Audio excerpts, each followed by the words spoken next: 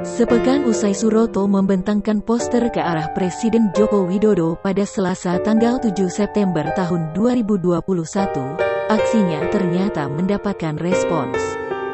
Dia dan beberapa perwakilan peternak ayam lainnya kini diundang ke istana untuk bertemu Presiden Jokowi, Rabu tanggal 15 September tahun 2021. Suroto ketika itu membentangkan poster bertulisan, "Pak Jokowi, bantu peternak beli jagung dengan harga wajar," ketika Presiden Jokowi melintas perlahan di Jalan Moh-Hatta, Blitar.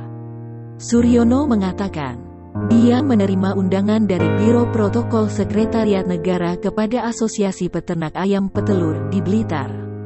Meski ada 11 nama yang tercantum, Suryono mengatakan, Asosiasi Peternak Ayam Petelur hanya memilih 3 orang anggota yang berangkat.